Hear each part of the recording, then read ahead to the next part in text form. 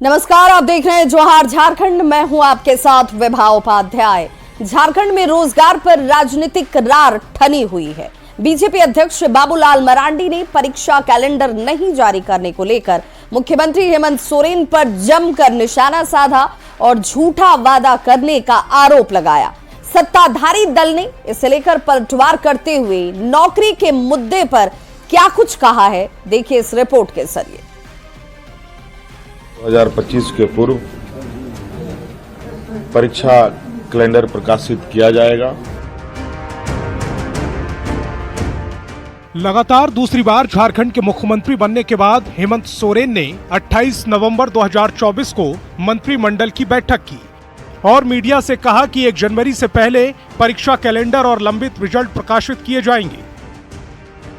एक महीने बाद झारखंड बीजेपी अध्यक्ष बाबूलाल मरांडी ने सीएम नीतीश को वादे की याद दिलाई और सोशल मीडिया पर लिखा कि हेमंत सोरेन झूठ बोल रहे हैं। 1 जनवरी 2025 से पहले जेपीएससी और जेएसएससी परीक्षाओं के लिए नियुक्ति कैलेंडर जारी करने की घोषणा की गई थी, लेकिन अब तक परीक्षा परिणाम या कैलेंडर जारी करने की कोई पहल नहीं की गई। बाबूलाल मरांडी ने मुख्यमंत्री पर जोरदार हमला बोलते हुए कहा कि हेमंत सोरेन जी, झूठ बोलने की भी कोई सीमा होती है। मुख्यमंत्री पद के गरिमा का सम्मान करिए और झूठ बोलने की आदत को छोड़कर प्रतियोगी परीक्षाओं का पारदर्शी क्रियान्वयन शुरू कीजिए। मरांडी के इस तीखे हमले पर सर्दी में भी झारखंड की सियासत गर्मा गई। जेएमएम ने करारा पलटवार करते हुए बाबूलाल मरांडी को फूका हुआ कारतूस बता दिया। वो अपने आप को एक फूका हुआ कारतूस खुद समझ बैठे हैं। इस तरह की बातों पर ट्वीट करना ये साबित करता है कि आप थोड़ा जरूरत से ज्यादा बेचैन हैं। सत्ता में शामिल कांग्रेस पार्टी जेएमएम से भी एक कदम आगे निकल गई और उन्होंने बाबूलाल मरांडी को एक्सपायरी टैबलेट बता दिया। देखिए बाबूलाल जी, अब हमें लगता है कि एक्सपायरी टैबलेट है और एक्सपायरी टैबलेट जब तक पैक में है तो भी काम नहीं करता और पैक के बाहर आने के बाद भी काम नहीं करता। बाबूलाल पर कटाक्ष को लेकर बीजेपी ने भी पलटवार किया और जेएमएम कांग्रेस के संस्कार पर सवाल खड़े कर दिए। कि अपने से बड़ों को आदर करना चाहिए। बाबूलाल मरांडी जी तो आदर करने के बजाय ये लोग उनके निरादर का भाव रखते हैं। झारखंड के युवाओं के लिए सरकारी नौकरी और रोजगार पर शुरू हुई सियासत वार पलटवार में बदल गई। नौकरी की बात पर सियासत बेहिसाब हो रही है। देखना होगा कि जिस अहम मुद्दे को बाबूलाल ने उठाया है उस पर सोरेन सरकार क्या कदम उठाती है। रांची संवाददाता ओम प्रकाश के साथ ब्यूरो रिपोर्ट, न्यूज़ 18। और बड़ी खबर रांची से, जहां रांची के सदर सीओ मुंशी राम को एंटी करप्शन ब्यूरो ने 37,000 रुपए रिश्वत लेते हुए रंगे हाथों गिरफ्तार किया है। गिरफ्तारी के बाद उनके घर पर छापेमारी की कार्रवाई की गई, जहां से 11,82,000 रुपए बरामद किए गए। मुंशी राम पर आरोप था कि उन्होंने जमीन मापी के लिए 50,000 रुपए रिश्वत मांगे थे, जो बाद में 37,000 रुपए पर तय हुआ। एसीबी ने शिकायत के आधार पर कार्रवाई करते हुए रंगे हाथों पकड़ा है। डीजीपी ने यह भी कहा कि सीओ की संपत्ति की भी जांच की जाएगी और मुख्यमंत्री ने रिश्वतखोरी के खिलाफ सख्त कार्रवाई के निर्देश दिए थे।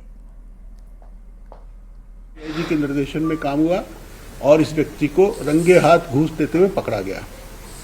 तो ये तो इसका वो था, बैकग्राउंड था। इसके बाद फिर उसके घर में छापामारी की गई, जहां पे 11,42,000 11,42,000 रुपये उसके घर से कैश के रूप में बरामद भी किया गया। तो ये अपने आप जो रकम दर्शाती है कि किस प्रकार से ये जो सर्कल ऑफिसर था ये लोगों से वसूली करके धन अर्जन कर रहा था और घूस का पैसा का इकट्ठा कर रहा था। साल 2025 झारखंड के राजस्व संग्रह के लिए नई खुशियां लेकर आया।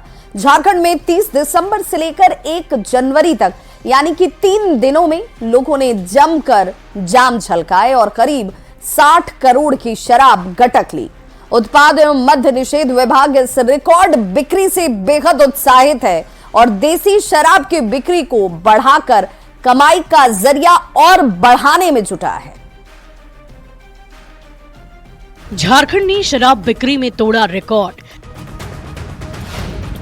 30 दिसंबर से 1 जनवरी तक जमकर झलके जाम। लोग 3 दिन में 60 करोड़ की पी गए शराब।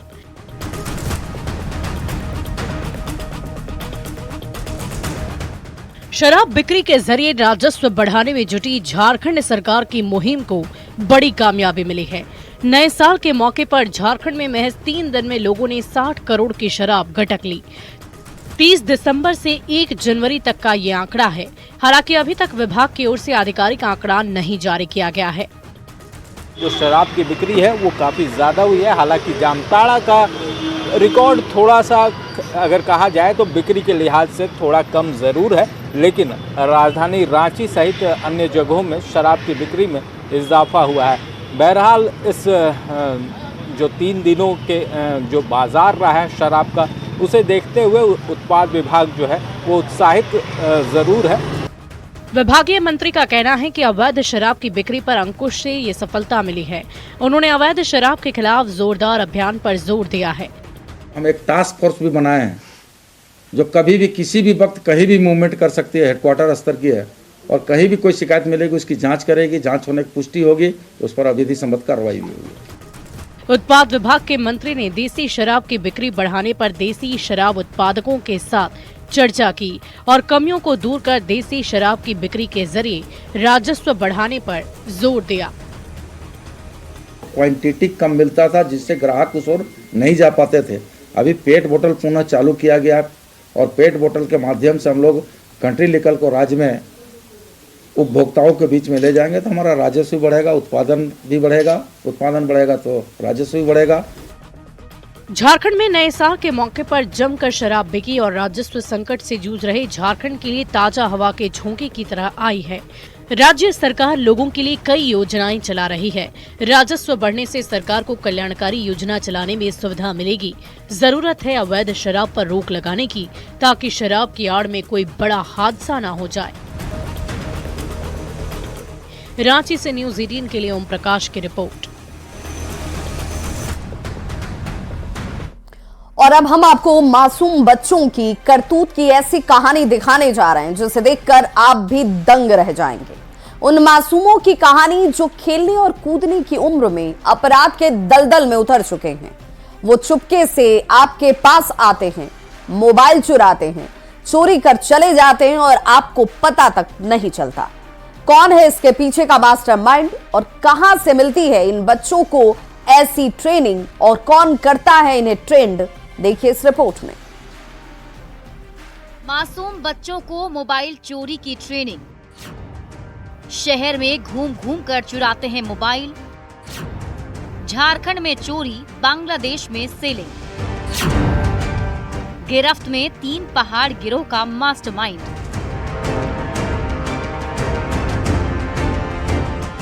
पुलिस की गिरफ्त में दिख रहे इस शख्स का नाम है शिवजी महतो।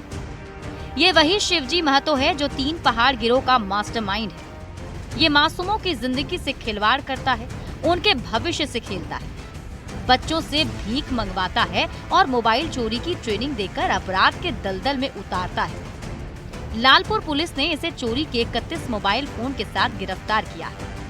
इन सारे मोबाइल फोन को मासूम बच्चों ने चुराकर शिवजी महतो के पास सौदे के लिए पहुंचाया था।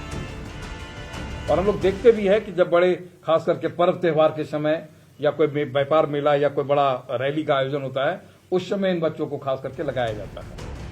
रांची के मोरहाबादी मैदान में इन दिनों खादी मेला लगा हुआ है। मेले में एक बच्चे को लोगों ने मोबाइल चोरी के शक में पकड़ा। जब उसकी तलाशी ली गई तो चोरी के 3 मोबाइल उसके पास मिले। पुलिस के मुताबिक ये बच्चे काफी शातिर और ट्रेंड होते हैं। साहिबगंज के 3 पहाड़ी में बच्चों को चोरी की ट्रेनिंग दी जाती है।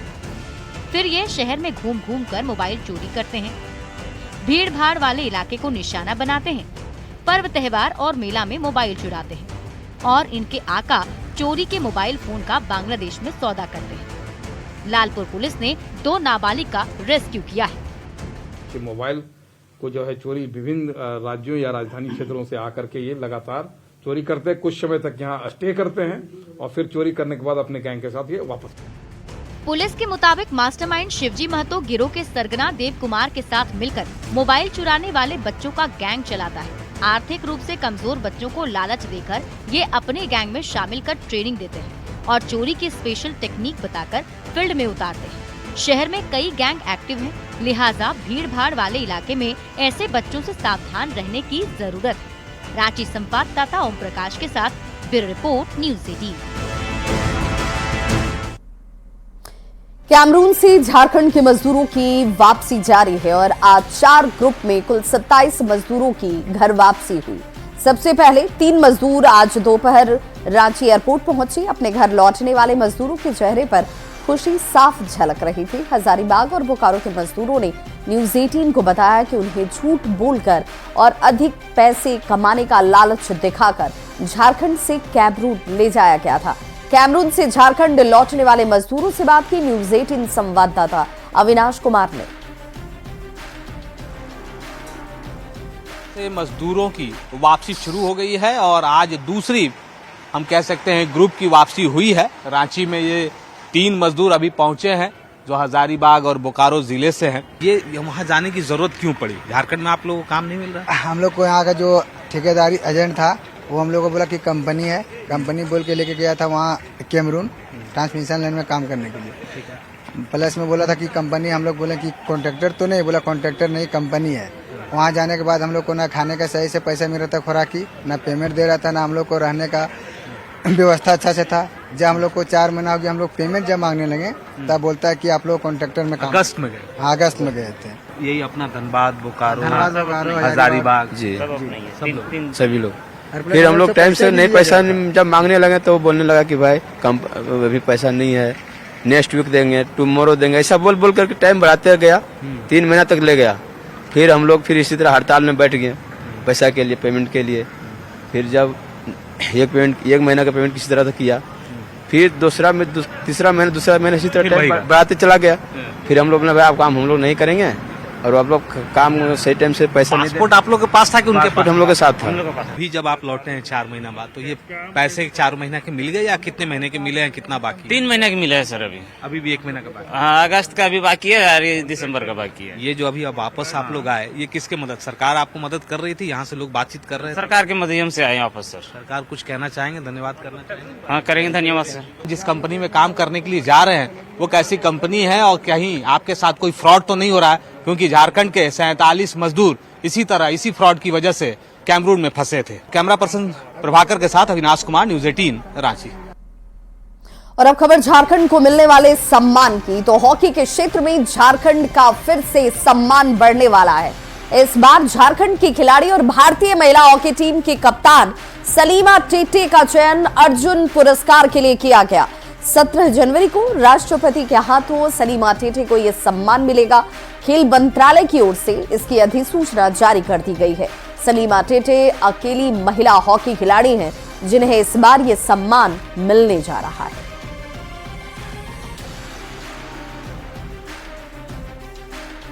और रांची से बड़ी खबर, जहां पर 6 जनवरी को मुख्यमंत्री मैया सम्मान योजना नामकुम के आर्मी मैदान में आयोजन के जरिए 24 जिले से यहां पर महिला लाभुक पहुंचेंगी जिन्हें ये राशि दी जाएगी। तैयारी से लेकर रांची डीसी की बैठक होती है और उसमें तैयारियों को लेकर चर्चा की जाती है। इस कार्यक्रम में झारखंड के मुख्यमंत्री हेमंत सोरेन भी शामिल होंगे। 3 लाख महिला लाभुक इसमें शामिल हो सकती हैं और 55,62,000 महिला लाभुकों के खाते में ये राशि 2500 रुपए प्रति माह भेजे जाएंगे। पाकुड़ के हिरणपुर मवेशी हाट में पशुओं की जांच रिपोर्ट लेने के लिए डॉक्टर पर अवैध वसूली करने का आरोप लगा है। आरोप एक खरीदार ने लगाया। खरीदार का ये कहना है कि पशुओं को खरीदकर स्वास्थ्य जांच रिपोर्ट लेने के नाम पर एक मवेशी पर 50 रुपए लिए जा रहे हैं। बता दें कि इस मवेशी हाट में हर सप्ताह हजारों पशुओं की खरीद बिक्री की जाती है। सुनिए ना सर, व्यापारी का कहना है कि यहाँ पर 100 रुपए लिया जा रहा है 2 बैल का। गलत है, हम नहीं ले रहे हैं सर। आप नहीं ले रहे हैं, ठीक है, हो सकता है आपके यहाँ पर जो रह रहा है वो ले रहा है। वो भी मेरे सामने नहीं ले रहा है, वो यदि लेता तो हम उसको मना कर देते। तो वो गलत बोलेंगे सर? हाँ। व्यापारी तब झूठ बोल रहा है सर। बोल रहा था व्यापारी गलत बोल रहा है, लेकिन हाँ हम तो किसी को नहीं बोले लेंगे। तो व्यापारी सर झूठ बोल रहा था। अभी बेल खरीदने के लिए आया हुआ था, उनका कहना है कि 100 रुपया 2 बेल का यहाँ लिया, 150 रुपया वहाँ लिया। जो भी लिया दिया आपको कहना सही, लेकिन हम नहीं ले रहे। हमने किसी को आदेश किया न हम बोले। खूंटी जिले के मारंगहादा थाना क्षेत्र में पुलिस ने 10 एकड़ में लगी अफीम की खेती को पूरी तरह से नष्ट कर दिया। पुलिस ने इस मामले में जमीन मालिक के खिलाफ प्राथमिकी दर्ज कर आगे की कार्रवाई शुरू कर दी है। पुलिस का यह भी कहना है कि अवैध अफीम की खेती के खिलाफ यह अभियान लगातार चलाया जाएगा। जिले के विभिन्न थाना क्षेत्रों में इस तरह की कार्रवाई की जा रही है।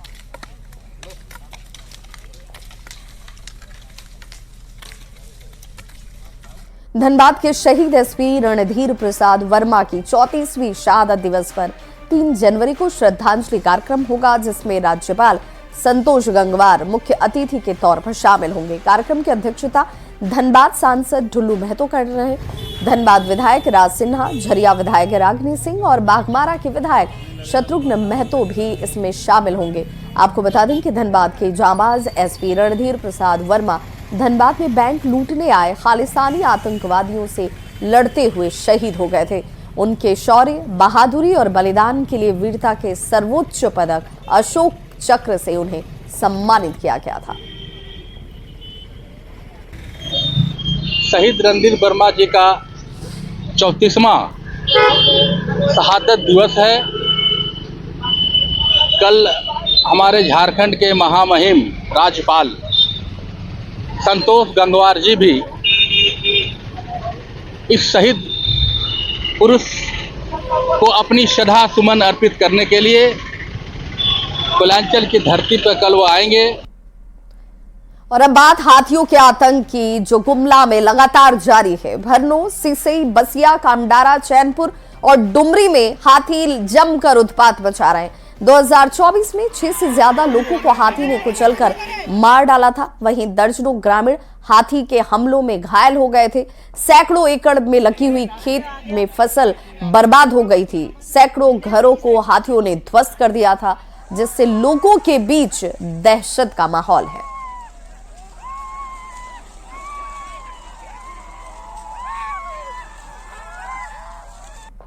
तो गणेश देवता जैसन बेर डूबलक तैसने अला ढेरे बगरा अला और अच्छा कहीं हमें तांगने में बैठ रही सब छवा पुतल लेके अला कर मुड़ा दिलक के बाजू सब गोटे हुमच क्या रहा कितना रहा तब मगर नहीं देखे पारली अला और मोर को जो धान मन के 3 कुंटल के 4 कुंटल निकललक और अति मुरुख खालक चित्र बिते दूरा मन कुखड़ा पकड़ा के लेपदालक करीब है गाड़ी घोड़ा बेचते नहीं देखे पड़ली 6:30-7 बजे है लगभग अलग हुई। गणेश देवता हमरा तपाते रही आधा बहरे अचानक अलग कर हमला कर दिलक आगे पीछे घर के घेर दिलक बाय हो गई ताले तक कोनो लेके खपच गिरा गई जिन भीतरे किनारे किनारे जा रहा था, वो जंगल में नहीं दिख रहा था। अचानक पहुंच के वहाँ मैंने हाथी भी पहुंचा, आदमी भी पहुंचा और उसको एक ही बार उसको शौर से पकड़ लिया और उसको उठा के पटक दिया और पटक के पैर से दबाया। ग्रामीणों को जागरूक किया जा रहा है। घर में हड़िया दारू नहीं बनाने कहा जा रहा है। उसके बाद घर के सामने मिर्ची पाउडर का छिड़काव करना है, फिनाइल का छिड़काव करना है, गोईठा को जला के रखना है, यही सब करना है, उनसे बचना है। तो आपके माध्यम से मैं लोगों को रिक्वेस्ट करूंगा कि प्लीज अगर आपके गांव के बगल में हाथी है, आपको ऐसा कुछ इन्फॉर्मेशन है, तो कुछ दिन के लिए इन चीजों को छोड़ दीजिए, अदरवाइज रिस्क बढ़ जाता है। और किसी का अगर घर डिमोलिश हुआ है तो तुरंत सीओ के लेवल से पेपर वर्क करवाइए। हम लोग के पास जैसे डॉक्यूमेंट आएगा हम लोग तुरंत कंपनसेशन रिलीज करेंगे। खबर बोकारो से, जहां यात्रियों से भरी हुई सवारी गाड़ी पलट गई और इस हादसे में एक यात्री की मौत हो गई है, जबकि 10 से ज्यादा लोग इस हादसे में जख्मी हुए हैं, जिनका इलाज विभिन्न अस्पतालों में इस वक्त जारी है। गाड़ी लोधी से गोमिया की तरफ जा रही थी। करमाटांड के पास तेज गति से आ रही गाड़ी बाइक सवार को बचाने के चक्कर में रॉन्ग साइड की ओर चली जाती है और हादसे का शिकार हो जाती है। घायलों का इलाज सीएससी गोमिया में शुरू किया गया, जिसके बाद स्थिति गंभीर देखते हुए कुछ लोगों को बोकारो और रांची के लिए रेफर किया गया। वो गाड़ी बहुत स्पीड में था और हमको आके वो मारा एक साइड से, राइट साइड वाला कार। ये गाड़ी हमारा ग्राम लोधी से गोमिया के लिए डेली आती जाती है। सुबह के टाइम में जा रही थी, ठीक है। उसी बीच में सवारी से खचाखच भरा हुआ था गाड़ी रॉन्ग साइड में चली गई और पलट गई, जिसके कारण एक डेथ हो गई है, ठीक है। और 2 हॉस्पिटलाइज है, जिसको आरडीआर हॉस्पिटल ने रांची के लिए रेफर कर दिया है। जमशेदपुर में अपराधियों के हौसले बुलंद नजर आ रहे हैं। अपराधियों ने ऑटो चालक को गोली मार दी, जिसके बाद इलाज के दौरान ऑटो चालक की मौत हो गई है। जानकारी मिलने के बाद सिटी एसपी समेत तमाम अधिकारी मौके पर पहुंचे और मामला दर्ज कर जांच शुरू किया गया। सोनारी थाना क्षेत्र की ये घटना है।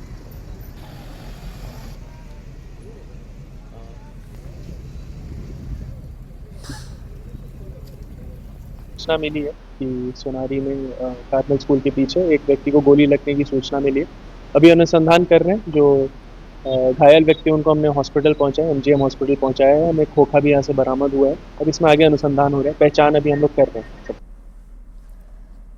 अगली खबर धनबाद कोयलांचल से, जहां शराब के अड्डे पर पुलिस को देखकर भगदड़ मच गई। जानकारी के मुताबिक कुछ युवक मनाईटांड छठ तालाब के आसपास बैठकर शराब पी रहे थे और इसी दौरान धनसार थाने के पुलिस की पेट्रोलिंग गाड़ी को देखकर मौके से युवक भागने लगे। इसी दौरान गांधीनगर निवासी रितेश रवानी कुएं में गिर गया। कड़ी मशक्कत के बाद स्थानीय लोगों की मदद से पुलिस ने युवक को बाहर निकाला और अस्पताल पहुंचाया, जहां डॉक्टरों ने उसे मृत घोषित कर दिया।